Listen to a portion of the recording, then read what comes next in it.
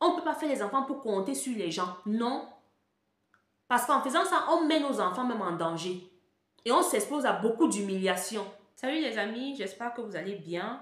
Alors, je vais faire une vidéo réponse aujourd'hui suite à un commentaire sur une vidéo que j'ai fait par le passé. Vous savez que j'ai l'habitude parfois de faire les vidéos réponses.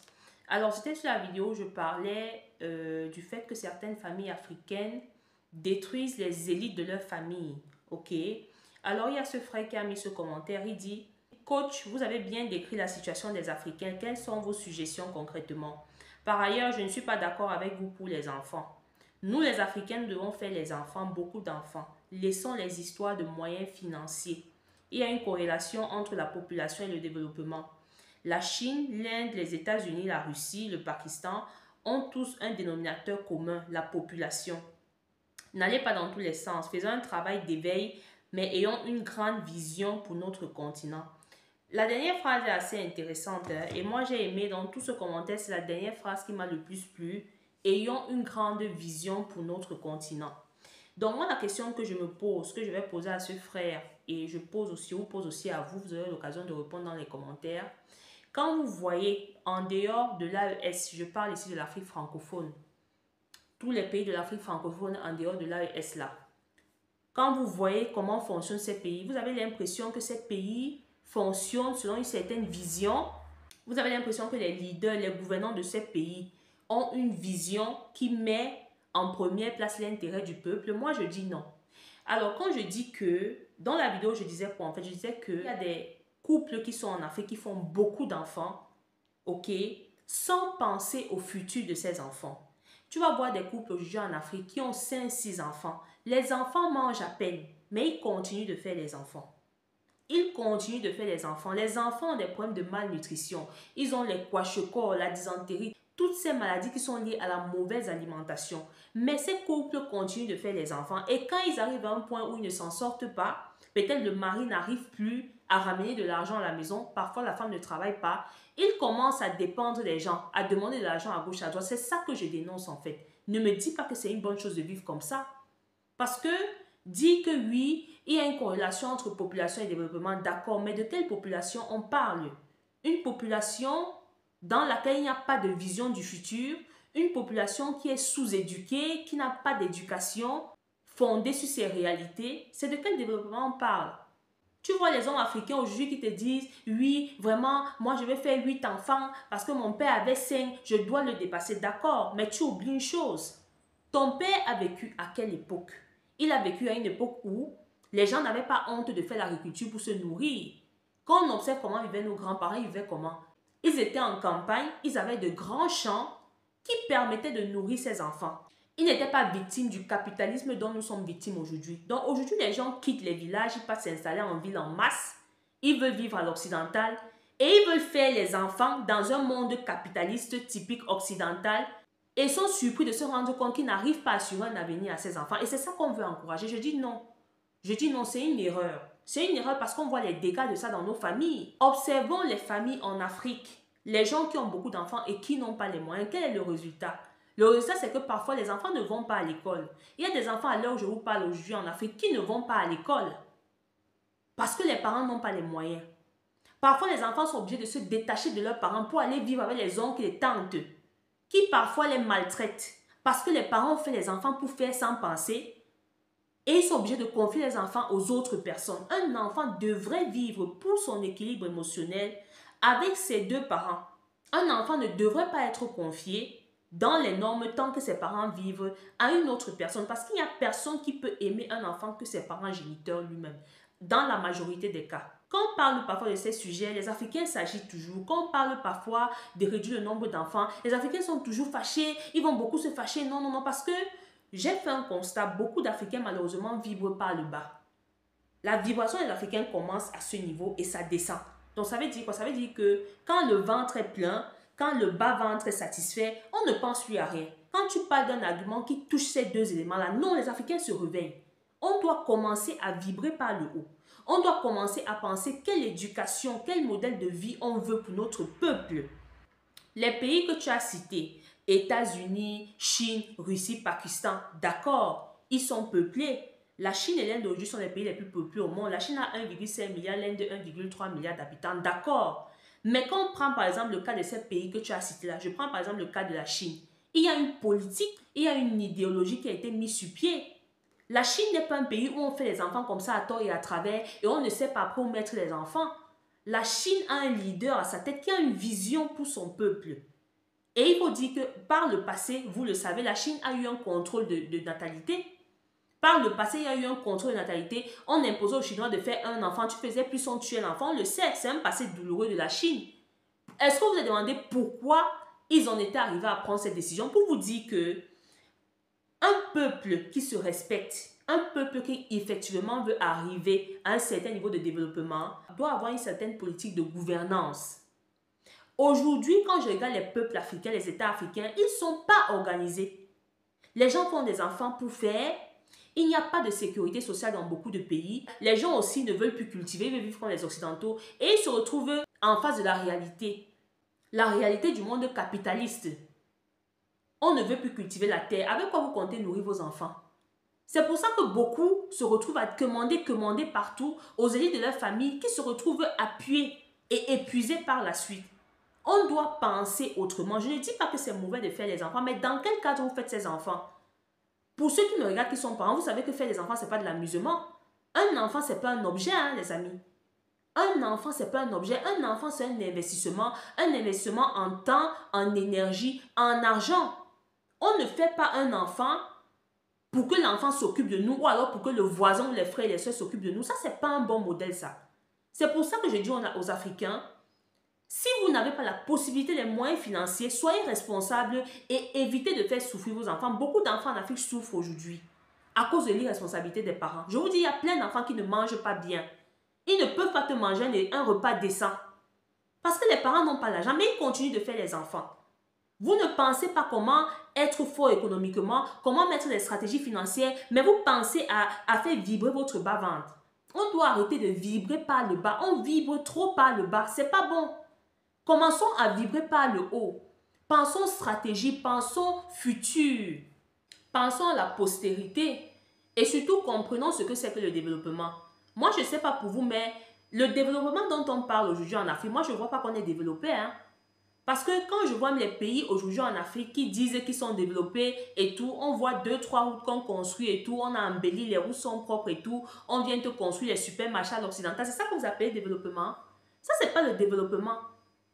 C'est quel développement dans lequel le bien-être du peuple n'est pas mis en avant.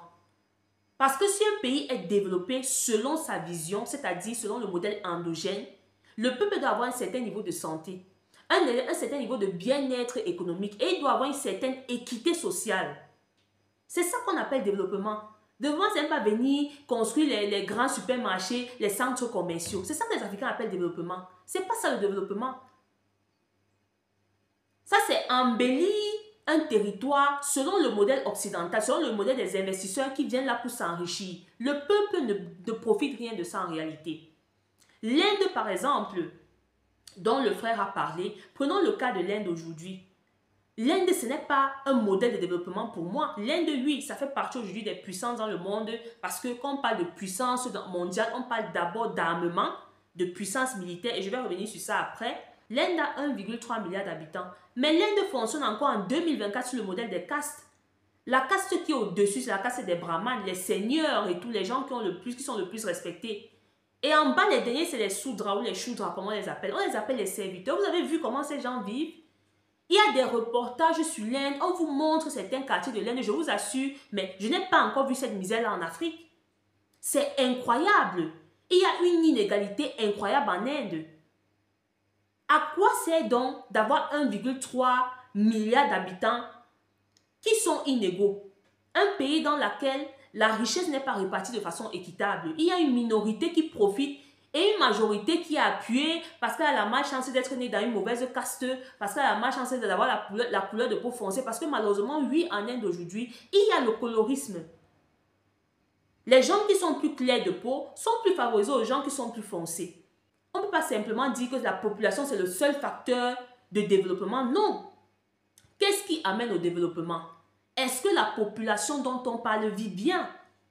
Est-ce qu'il y a une répartition, comme j'ai dit, égale? des richesses? Est-ce qu'il y a une certaine équité? Est-ce que c'est 1,3 milliard d'habitants en Inde ont les mêmes droits? Non. Puisqu'il y a le système des castes. Le système des castes veut dire qu'il y a une pyramide. Ceux qui sont au-dessus, leurs droits passent avant ceux qui sont au dernier niveau de la chaîne, en fait. Ce n'est pas des modèles, ça. Ce n'est pas des modèles. Le Japon, aujourd'hui, qui est aussi quand même un pays, bon, en termes de population, la population du Japon s'est réduite, c'est vrai. Mais regardez le modèle de vie du Japon. Il y a une certaine égalité, il y a une certaine équité. Il y a un certain degré d'humanisme. D'accord? Malgré le fait qu'ils ne fassent plus beaucoup d'enfants. Mais ceux qui sont plus au moment vivent bien. Les gens ne sont pas malades, les gens vivent longtemps, ils mangent bien. Ils ont une culture qu'ils respectent. Ils ont un mode de vie qui leur rend épanouis. C'est de ça qu'il s'agit en fait. Les gens en Afrique qui font les 7 enfants sans nourrir, là, vous voulez me dire qu'ils sont épanouis? Ils ne sont pas épanouis. Quel parent est content de ne pas pouvoir inscrire son enfant à l'école par manque d'argent? Aucun parent n'est content. Qu'en septembre, quand les enfants vont à l'école, ton enfant à la maison, il reste là du matin au soir parce qu'il ne peut pas aller à l'école, parce que tu n'as pas été responsable de te dire, attention, j'ai un, j'ai deux. Est-ce que actuellement, vu les ressources que j'ai, je peux me permettre de faire 3, 4, 5? C'est de ça qu'il s'agit. Nous ne sommes pas encore au niveau où on peut faire les enfants pour faire en comptant sur Dieu. On me dit non, les ressources financières. Les ressources financières comptent. On est dans un monde capitaliste financier. On ne vit plus dans le monde d'avant. Vous voulez faire beaucoup d'enfants, c'est vous qui voulez vivre comme les Blancs. Vous ne savez pas que les Blancs, eux, réfléchissent avant de faire les enfants. Vous pensez que les Blancs font les 5, 6 enfants? Non. Parce qu'ils sont dans un monde capitaliste et ils savent que pour faire les enfants, ça fait dépenser. En Afrique, vous voulez vivre comme les Blancs. Vous vous détournez du mode de vie de vos parents. Allez donc dans les villages, vous cultivez les champs pour nourrir vos parents, vos enfants. Vous ne voulez pas. Alors, vous allez faire des enfants qui seront misérables, qui vont grandir étant frustrés, qui vont grandir en jalousant d'autres enfants qui auront la chance d'avoir des parents responsables qui se sont limités à 1 ou 2 et de se concentrer sur ces 1 ou 2, de les éduquer bien. C'est de ça que je suis en train de parler. L'Afrique, malheureusement, les pays d'Afrique francophone surtout, n'ont pas encore créé des politiques, des modèles de gouvernance qui permettent d'encadrer ça. Aujourd'hui, les familles qui font les enfants, comme je dis, dans beaucoup de pays, il n'y a pas de sécurité sociale parce qu'à la tête de beaucoup de pays francophones, on a des leaders, des vendus en fait. Des personnes qui, malheureusement, ne sont pas là pour l'intérêt du peuple. Alors, si un leader n'est pas là pour l'intérêt du peuple, mais pour l'intérêt de ses amis occidentaux, c'est normal qu'il y ait ces déséquilibres-là. Parce que dans les normes, ces histoires de natalité sont contrôlées par le gouvernement. Contrôlées dans quel sens? On cherche à mettre sur pied des mesures, des modèles de gouvernance qui assurent le bien-être des populations, qui encadrent toutes ces naissances-là. Les enfants naissent dans telle famille. Est-ce que les enfants ont droit à la santé gratuite? Et là, je ne parle pas de santé calquée sur le modèle occidental. Je parle du modèle endogène. Développer nos systèmes de santé parce qu'on en a. Est-ce que ces enfants, quand ils sont malades, on peut les encadrer avec nos systèmes de santé? Est-ce qu'il y a des modèles qui font que ces enfants puissent accéder à l'éducation gratuitement? C'est ça que je dis. Et donc, vu qu'on n'a pas des leaders encore qui ont cette vision-là, comme dans d'autres peuples que tu cites là, on ne peut pas se permettre de faire du n'importe quoi parce que c'est nous qui allons en subir les conséquences et nos enfants. Si en Russie, aujourd'hui, une femme peut se permettre de faire 3, 4, 5 enfants, c'est parce que Poutine, en tant que bon leader, a mis des mesures pour encadrer ces enfants-là. Ce n'est pas forcément la même chose pour ton pays en Afrique, où on a des vendus à la tête de nos pays. Il faut qu'on dise les choses telles qu'elles sont. Et donc, aujourd'hui, en Afrique, c'est le chacun pour soi. Tu fais ton enfant. Si tu n'es pas un battant, si tu ne sais pas te battre, si tu es un paresseux qui ne comprend pas l'environnement où tu vis, tu fais les enfants en rêvant, en comptant sur Dieu, tu vas beaucoup souffrir et tu vas faire du mal à tes enfants. Tes enfants vont grandir étant frustrés. Et c'est ce qu'on constate dans les familles de pauvres en Afrique qui ont beaucoup d'enfants. Il y a aussi des familles qui ont les 5, 6 enfants, mais ils ont les moyens. Là, c'est différent. Parce que ne prenons pas l'exemple des pays des gens, sans oublier que le fonctionnement de ces pays n'a rien à voir avec nos pays à nous. L'Afrique a encore beaucoup de problèmes aujourd'hui. L'Afrique a encore un chemin à parcourir. Ces familles que vous voyez en Afrique, là, qui ont les enfants qui souffrent là, et tout. Vous voyez que les enfants sont délaissés. Je dis qu'il y a des enfants à l'heure où je parle qui n'ont pas l'accès à l'éducation. Parce que l'éducation n'est pas gratuite dans plusieurs pays d'Afrique. Les pays dont tu parles, que tu as pris pour exemple, Russie par exemple et tout machin, il y a des politiques qui sont mises sur pied. une certaine sécurité qui fait en sorte que, bon, si une famille a un niveau de revenu très bas, on peut garantir à ses enfants l'accès à l'éducation. C'est ce que les bons leaders font. Donc, quand on est dans des pays qui sont encore contrôlés par d'autres personnes, on ne se permet pas de faire n'importe quoi. C'est pour ça que les Africains doivent être éveillés sur certaines choses, ne pas vivre pour vivre. Beaucoup de nos pays en Afrique ne nous appartiennent pas encore. Et donc, on ne peut pas s'asseoir, faire des choix non réfléchis et compter sur Dieu. Sinon, vous allez subir. C'est ça. Il y a des pays où on peut encore se permettre de faire n'importe quoi parce que non, on a des bons leaders, on a une sécurité, on a ceci. Voilà, le pays a une certaine gouvernance forte qui met le peuple, l'humain au centre. Dans nos pays, ce n'est pas encore le cas. L'Afrique est sous-peuplée parce que, par rapport à son histoire tragique, il y a eu beaucoup d'événements malheureux. L'esclavage, la colonisation qui ont contribué à dépeupler l'Afrique. Beaucoup de nos frères et sœurs sont morts pendant l'esclavage, beaucoup de nos ancêtres. Beaucoup d'Africains sont dans la mer Méditerranée, avec les traversées et tout pendant la période de l'esclavage. C'est ça qui a sous-peuplé l'Afrique. D'accord, on a besoin d'être repeuplé, mais pas bêtement. Parce qu'on n'est pas encore totalement libéré. Il y a des leaders aujourd'hui, l'exemple typique de l'AES, qui essaient de libérer l'Afrique. Et c'est pour ça que je dis toujours qu'il faut les encourager. Maintenant, il faut que les autres suivent et mettre sur pied un modèle de fonctionnement, un développement endogène. Développer un pays, c'est quoi? C'est le peuple qui développe le pays à travers l'éducation. Quel type d'éducation on a aujourd'hui? Pourquoi aujourd'hui beaucoup d'Africains vont dans les universités, ils étudient et ils n'arrivent pas à trouver le boulot? Parce que ce qu'on leur transmet du primaire au secondaire et tout, en passant par les grandes écoles, universités et tout, n'est pas adapté à nos réalités. C'est pour ça que beaucoup souffrent. C'est pour ça qu'aujourd'hui, un jeune estime que faire du porc braisé ou vendre au marché, c'est une honte. Pourtant, c'est ce qu'il doit faire en fait. On doit éduquer le peuple à comprendre que non, il faut développer de petites activités. Des petites activités, des petites techniques, des petits know-how et vivre de ça. Ce n'est pas une honte de faire ce genre de métier. Ce n'est pas une honte d'être menuisier. Ce n'est pas une honte d'être soudeur. Il faut des leaders qui ont cette vision-là, qui refondent le modèle d'éducation de l'Afrique pour que les choses puissent se mettre sur pied. C'est de ça qu'il s'agit en fait. Parce que ces hommes qui font les enfants, qui ne font qu'enceinter les femmes, les 5, 6, 7 enfants-là, pourquoi ils n'arrivent pas à nourrir leurs enfants? Parce qu'il attend qu'on l'embauche. Il attend d'aller déposer les CV pour qu'on l'appelle dans un bureau. Il ne comprend pas que non, le modèle du bureau, ce n'est pas le modèle qui devrait être appliqué dans mon pays. C'est pour ça que je n'arrive pas à trouver le travail. En réalité, je dois d'abord penser à cultiver. Parce que qui dit beaucoup d'enfants, dit cultiver, il faut la terre. Il faut cultiver pour nourrir les enfants. Et essayer de développer les petites activités qui vont me permettre d'assurer le bien-être de ma famille, d'envoyer mes enfants à l'école. C'est pour ça que vous voyez ces hommes-là, ils n'arrivent pas à gérer leur famille avec le temps d'enfants qu'ils font. Ils attendent les métiers de bureau.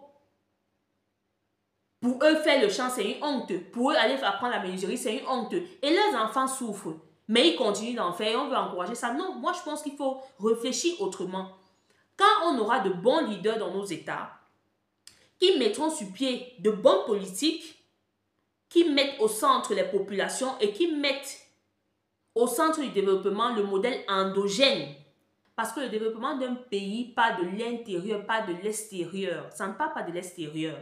Donc, pour le moment, malheureusement, moi je pense qu'on ne peut pas se permettre sur le continent de faire les enfants n'importe comment. Qu'on ne peut pas leur assurer un certain avenir. On ne peut pas faire les enfants pour compter sur les gens. Non. Parce qu'en faisant ça, on met nos enfants même en danger. Et on s'expose à beaucoup d'humiliation. C'est pour ça que vous voyez aujourd'hui dans les familles, il y a des gens qui se font insulter chaque jour par leurs frères et sœurs parce qu'ils vous voient comme des vauriens en fait. Vous passez le temps à faire les enfants et vous partez toujours mendier. Non, on ne peut plus se permettre de le faire. Et beaucoup d'enfants qu'on a envoyés dans ces familles, chez les oncles et tantes parfois qui étaient des personnes aux mauvaises intentions, ont détruit les enfants comme ça. Et ces enfants en veulent à leurs parents aujourd'hui. Donc, soyons plus réfléchis. Chers frères et sœurs, arrêtons de vibrer toujours par le bas. Contrôlons-nous et pensons à vibrer par le haut.